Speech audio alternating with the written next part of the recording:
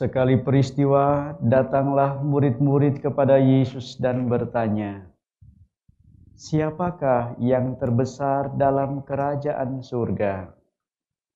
Maka Yesus memanggil seorang anak kecil dan menempatkannya di tengah-tengah mereka lalu berkata, "Aku berkata kepadamu, sungguh jika kamu tidak bertobat dan menjadi seperti anak kecil ini, kamu tidak akan masuk ke dalam kerajaan surga. Sedangkan barang siapa merendahkan diri dan menjadi seperti anak kecil ini, dialah yang terbesar dalam kerajaan surga. Barang siapa menyambut seorang anak seperti ini dalam namaku, ia menyambut aku." Demikianlah sabda Tuhan. Terpujilah Kristus.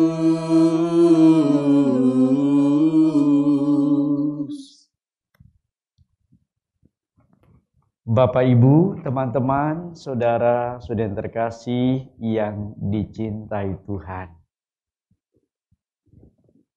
Mengingat disebutkan di sini seperti anak kecil, saya ingat ada beberapa catatan kecil yang mungkin bisa menjadi inspirasi permenungan kita.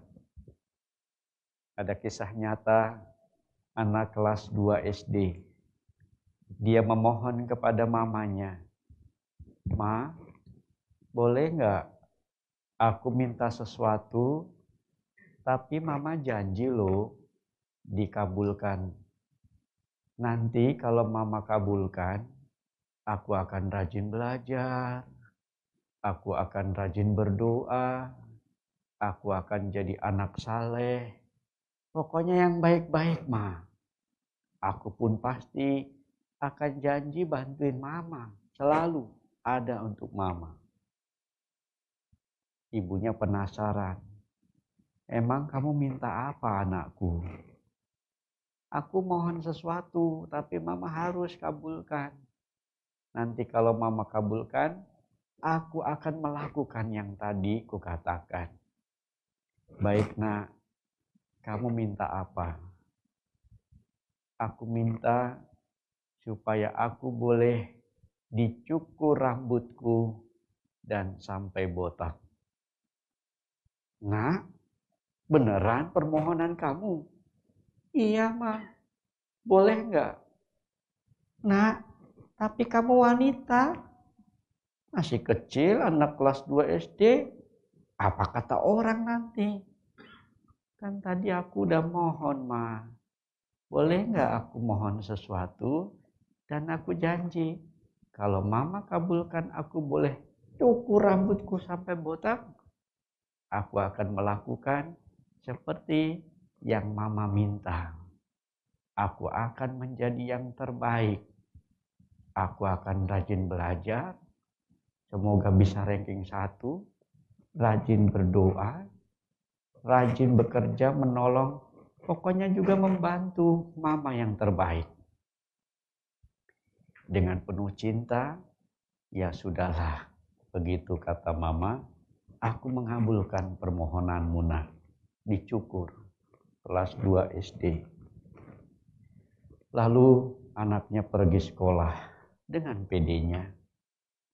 Dan selidik punya selidik, mamanya mencari tahu kenapa ya anaknya mau begitu. Ternyata apa yang terjadi, saudaraku, luar biasa. Begitu mama tahu hasil investigasinya, hati ibu itu bangga sekaligus terharu. Apa pasalnya? Ternyata anak kecil ini solidaritasnya tinggi. Dia membotaki rambutnya supaya temannya yang sedang sakit leukemia, yang sedang menjalani kemo, yang malu untuk sekolah karena kepalanya botak, bisa sekolah lagi. Makanya Dia sebagai seorang sahabat memberanikan diri sehati sejiwa membantu temannya supaya begitu dia sama-sama botak, anak yang sakit ini mau sekolah lagi. Ini kisah nyata kelas 2 SD Putri. Maka kalau kita mau melihat perumpamaan yang Yesus ajukan, jika kamu tidak bertobat dan menjadi seperti anak kecil ini, kamu tidak akan masuk ke dalam kerajaan surga. Ini warning. Mengapa anak kecil? Dalam kisah nyata yang tadi Romo paparkan, anak kecil ini jujur, polos, apa adanya, dan berkata apa yang menjadi keinginannya. Dan anak kecil ini selalu ngomong apa adanya. Bedanya dengan kita yang sudah tua, mungkin yang sudah TOP BGT, T tua, O ompong, P BGT, bingit gitu ya. Apakah kita juga bisa seperti anak kecil ini? Ada cerita lagi yang bisa menjelaskan hal ini.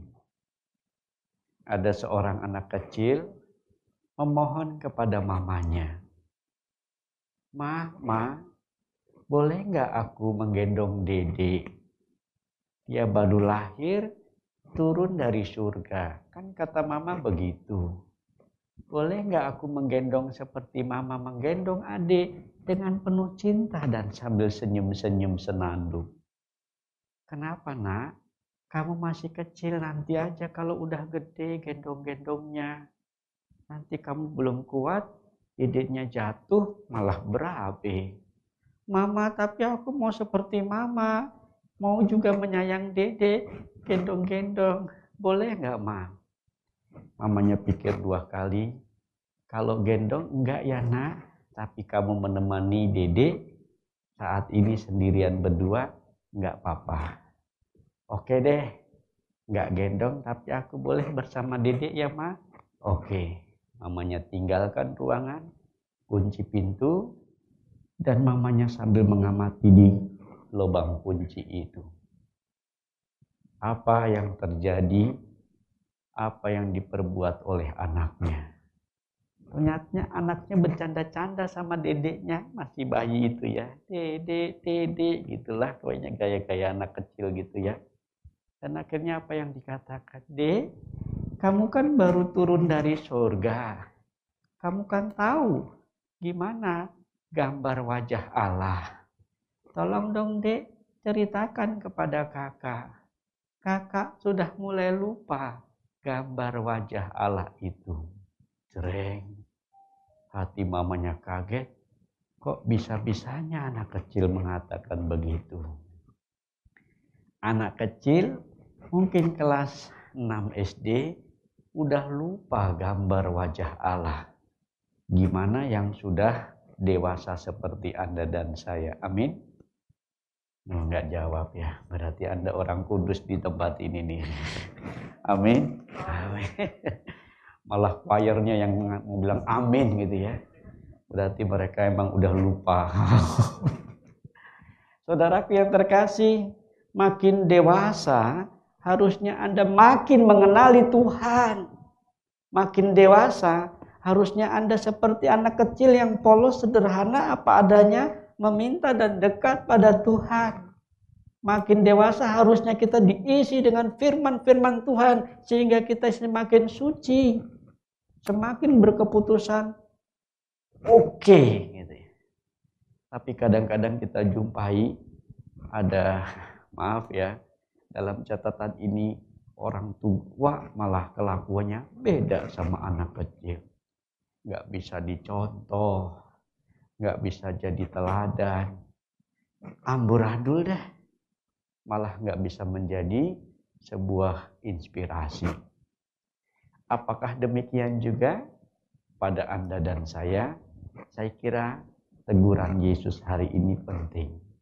Jika kamu tidak bertobat dan menjadi seperti anak kecil ini, kamu tidak akan masuk ke dalam kerajaan surga. Apa sih kunci untuk masuk surga?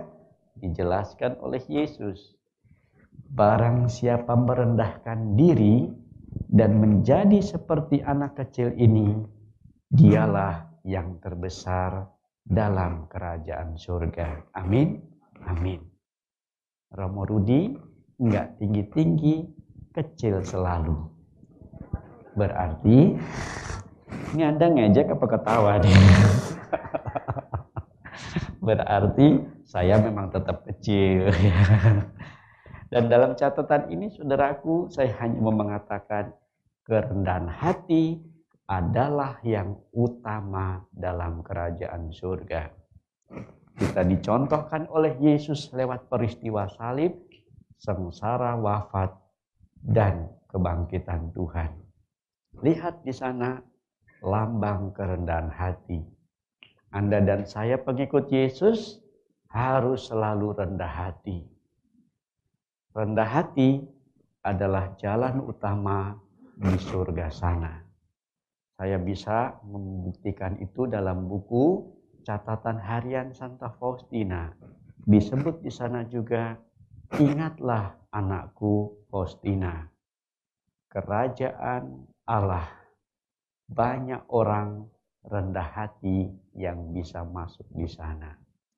Kalau kamu belum, belajar terus memurnikan diri supaya kamu memperoleh kerendahan hati. Menarik, kalau boleh saya hubungkan juga, bulan Oktober ini kita umat Katolik memasuki bulan Rosario. Tahu nggak sih kenapa disebut bulan Rosario? Ingat ya, bukan bulan Maria. Kalau Mei, bulan Maria. Kalau Oktober, bulan Rosario. Mungkin isinya hampir sama ya. Ziarah, novena, terus berdoa Rosario. Tapi bulan Oktober yang paling penting, saudaraku yang terkasih, kenapa kita harus berdoa Rosario?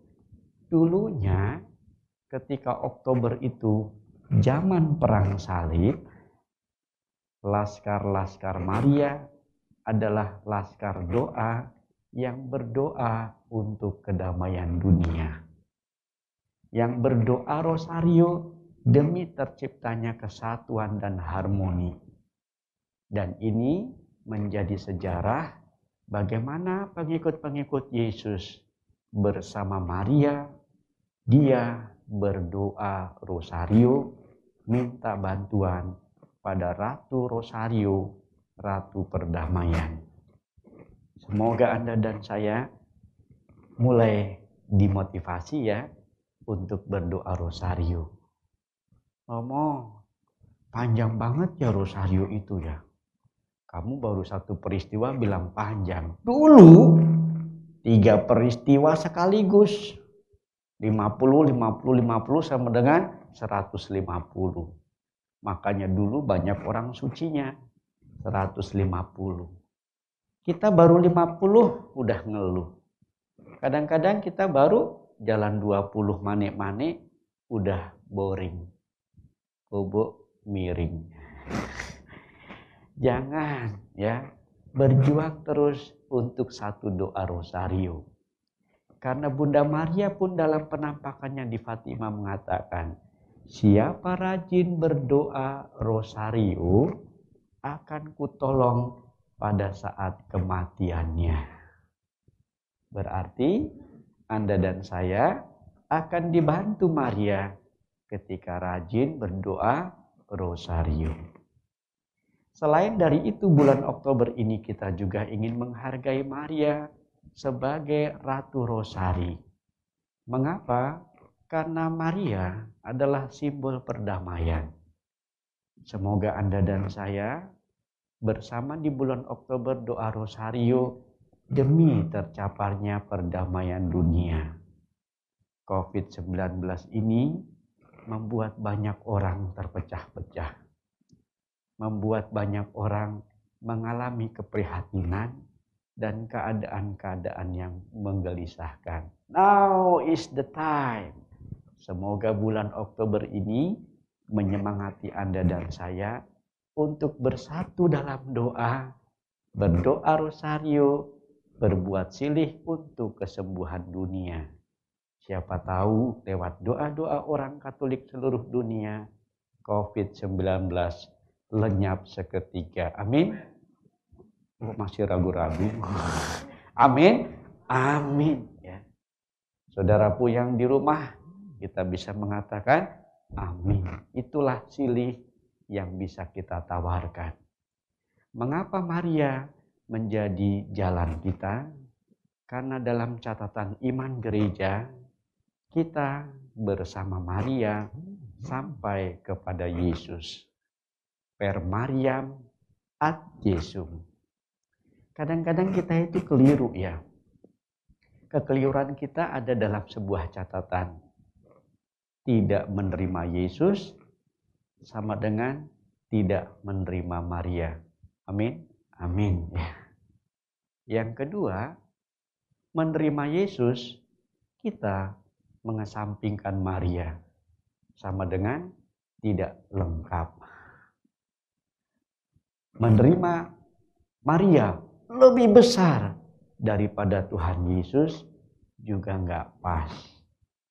Yang pas adalah bersama Maria kita menuju kepada Tuhan Yesus. Bapak Ibu, saudara yang terkasih, teman-teman di dalam Tuhan. Yuk, di Jumat pertama ini kita satukan devosi kita untuk perdamaian dunia, untuk kesembuhan dunia bersama Ratu Rosario, Ibu Maria. Bersama kesaksian Santa Teresia, kita juga boleh merumuskan jalan kerendahan hati yang menjadi jalan menuju surga. Dan pada kesempatan Jumat pertama ini, kita devosikan semuanya kepada hati Yesus yang Maha Kudus. Buah mangga, buah kedondong. Buah-buahan ya. Sedikit santailah. Saya hanya mau mengatakan, makan ketupat, minumnya jus. Anda menjawab, cakep gitu ya. Kok di studio diam aja ya. Makan ketupat, minumnya jus, cakep. Tetap semangat melayani Yesus. Amin. Amin.